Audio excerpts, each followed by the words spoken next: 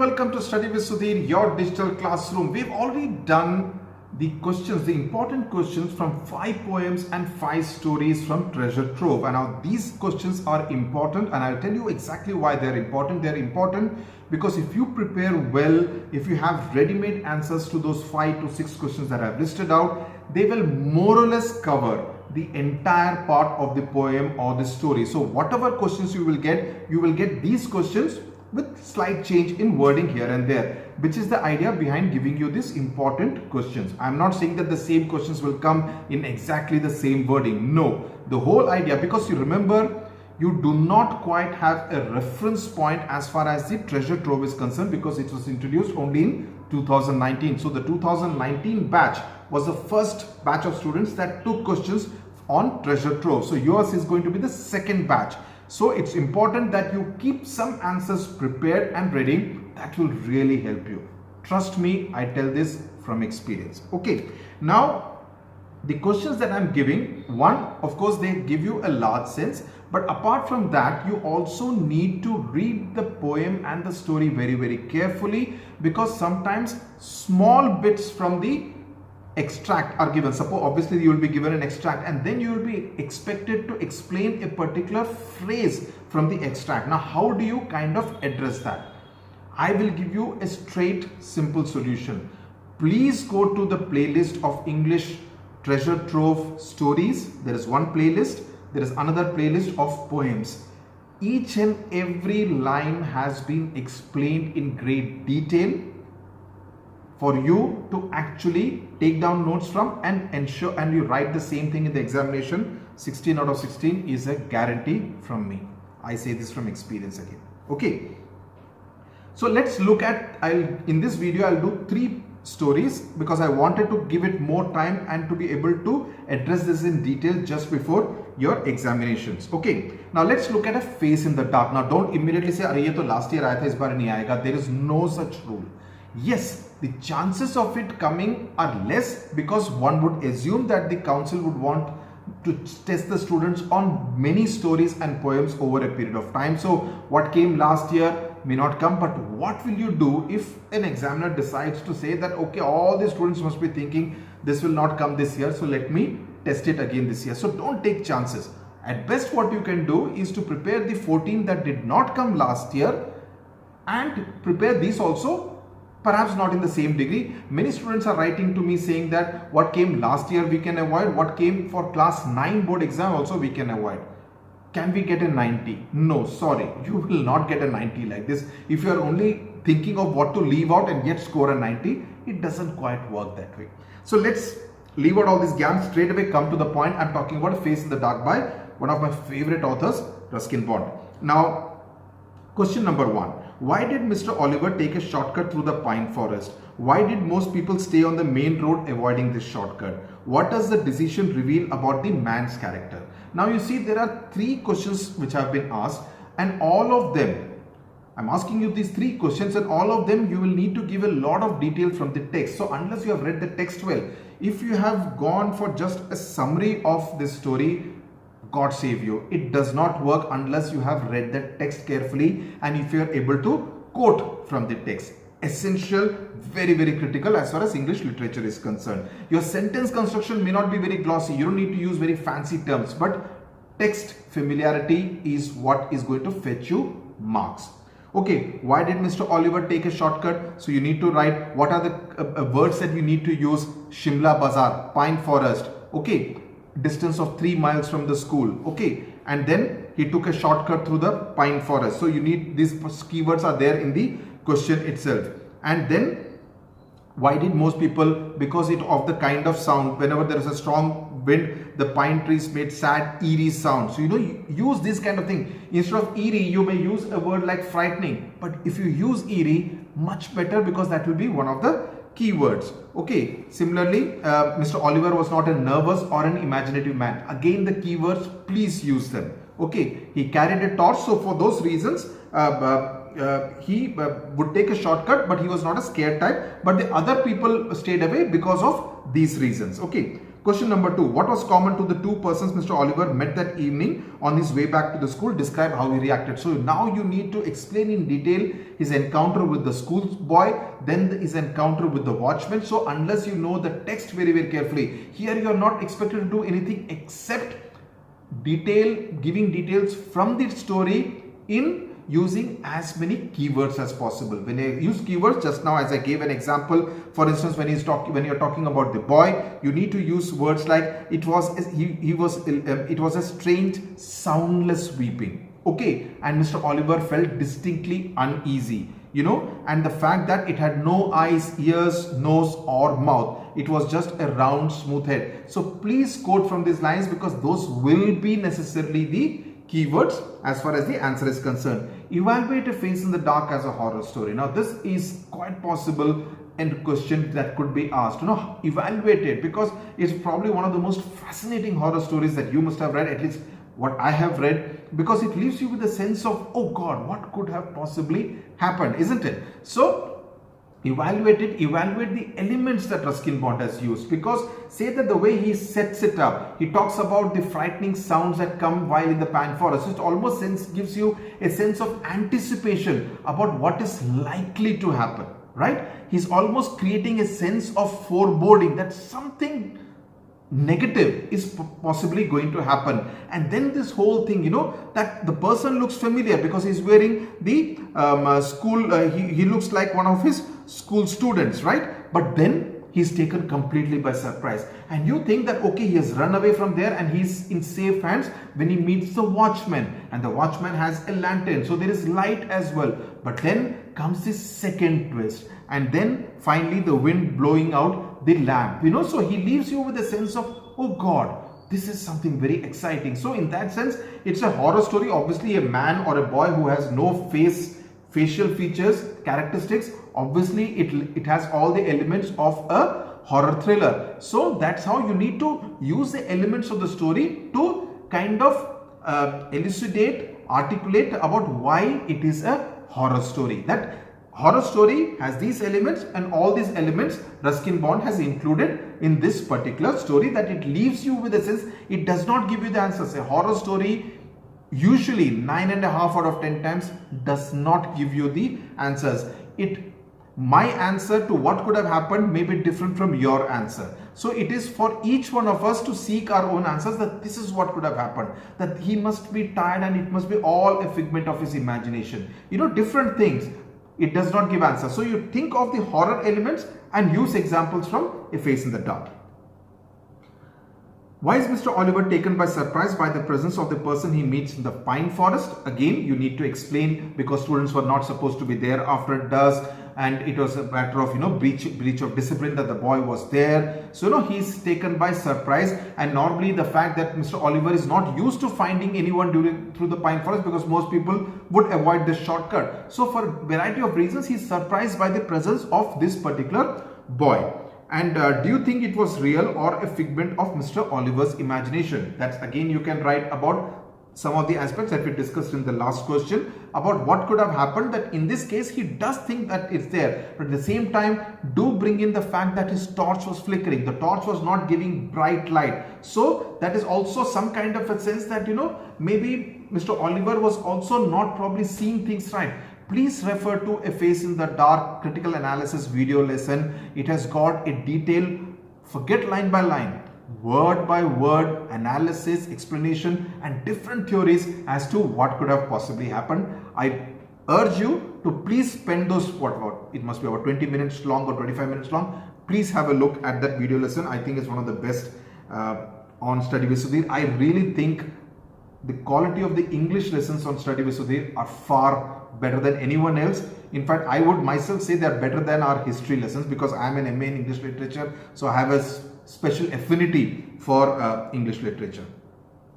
What does the writer mean? And these now 5 and 6, I'm coming to the specific questions that you could possibly be asked. What does the writer mean by English public school lines in the first paragraph of this particular story? And what is meant by Rudyard Kipling's time? Now, if you get that kind of thing, you don't get stumped, because basically it means is that Mr. Oliver used to teach the school that he used to teach, it followed the rules and regulations of the English education, the public school system, and the students were from different affluent families. Affluent spelling, please take care of the affluent, don't write E-F-F-L-E-U-N-T, because that would be a completely wrong spelling, L-U-N-T. L-U-E-N-T. The students were from different rich families and wore blazers, caps and ties. The school was good enough to be called the Eton of the East by the Life magazine. And why the reference to Kipling? Now this is Kipling is interesting because Kipling was born in Mumbai in India, and he wrote most of his stories which are based in India, like the Jungle Book. So he meant that the time that the story is coming is actually before Rudyard Kipling's time. Rudyard Kipling was born in the year 1865. So you're talking of a story which probably became before Rudyard Kipling, or at least from the time that Rudyard Kipling became famous as an author. What is a flickering light being referred to? Please talk about what it conveys, that it's not just a torch. The torch is a straightaway meaning, but what is the meaning of the torch? Please refer to the video analysis, that it talks about, that the light of education, that's how I interpret it, that the light of education, the kind of education that they were giving to the boys of, where every boy seems the same. Mr. Oliver, even though he's a senior teacher at the school, he's not able to recognize the boy, because for him, all the students are just the same. It's almost like a conveyor belt of education that particular public education system was producing, without Mr. Oliver even realizing the name or the identity of that boy, So talk about that flickering light, about what does that flickering light actually convey, and also link it definitely to the element of the horror story, as a definite element of the horror story. If you have seen any horror movies, which I'm sure you would have, you would see that always one lantern or some screechy tube light or a small 20-watt bulb would always be elements that directors and filmmakers would use in order to create and convey that effect of a slightly eerie and frightening kind of circumstances. Next, let's come to hearts and hands. Now, the questions here: why is the phrase linked couple used? What does it refer to? Linked couple to the Marshall and Easton. Why is the phrase used to? Because of the handcuffs. And what does it refer to? The handcuffs, of course. And you need to give a description of the fact that why they were together, where they were going, and why the handcuffs were being used. You need to explain in this detail. For a 3-mark question, that should be enough. But as I always say, just like in The Face in the Dark, ensure that you have read the book carefully, marked out the keywords, and you use most of those keywords in your answer. What kind of an impression do you form about the lady's character in the story? What personality traits stand out for her? Right at the beginning, Miss Fairchild's detailed description has been given. Ensure that you use most of those words and phrases. And what kind of an impression? That she's comes from a rich background, loves traveling, but she's also given to believe that okay, because a person looks good, he must be a positive character. She does not kind of look beyond the outward facial appearances of a particular person. So she's not a very deep thinking kind of a person, is the impression that you make at the end of the story. Does the story justify the saying appearances are deceptive? Of course they are. That is the main theme of the story, that the Marshal who looked a little gruffy was actually the more positive character, whereas Mr. Easton, who looked handsome and more kind of rich and affluent, was actually the more slimy, the schemer of the two. So appearances are deceptive, and not just Miss Fairchild, but also another passenger on the train is also taken in by the fact that they don't kind of get the meaning that it is not the Marshal, but it is Mr. Easton who is actually the culprit, who is being taken, the convict who is being taken to Leavenworth prison. Compare and contrast the two male protagonists of the story. Again, lots of details you need to know from the text, quote from the text, and to the fact that how the two people are very, very different, not just in way of looks, but also in terms of temperament. That while the Marshal gives him an opening, Mr. Easton does not think much of the fact that he can take advantage of that. He does not spill the beans and tell the truth to Miss Fairchild. He goes along with that story, So Marshal is actually the more positive of the two characters, despite his outward appearance. Comment on the title of the story. Very important. We have discussed this in detail in the video analysis. Please go through that. It will really help you. But basically, you're talking about the hearts, the 3 hearts, that is of Miss Fairchild, the Marshal and Easton. And it is the Marshal who has a compassionate heart. At the risk of being understood as a convict, not just by Miss Fairchild, but by so many people who are actually listening into the conversation. The glum-faced man actually makes it appear that Easton is the marshal and he's the convict who's being taken to jail, and he does not want Easton to feel humiliated before an old friend. And the effect of his lie, which he says for the sake of Easton, has an immediate effect on Fairchild, because she was first horrified when she saw the handcuff. The second heart reference is to Fairchild, because whose heart seems to harbor love and affection for Mr. Easton. She's a bit flirtatious. She's asking Easton if he does not recognize his old friend, calling him one of those dashing Western heroes. The third heart is a reference to Easton's heart, because he has his heart in the wrong place. We say no, he has his heart in the right place, but Easton does not have his heart in the right place.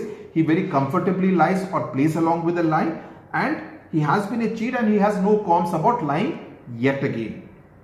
The hands are of course the two hands which are joined together, the linked couple. That is of course the hands that is being referred to. But unfortunately, both Miss Fairchild and another person on the train is unable to fathom that the right hand signifies something different from the left hand. Understood? The right hand signifies something. Which hand is the handcuff tied to signifies something very deep as far as the entire law machinery is concerned, and it is the hand that holds the key in this particular case. Very interesting that it is a hand which holds the key to the true self and the true identity of that particular person. So that is something which you need to write. Please use this kind of phrases, please use this kind of analysis.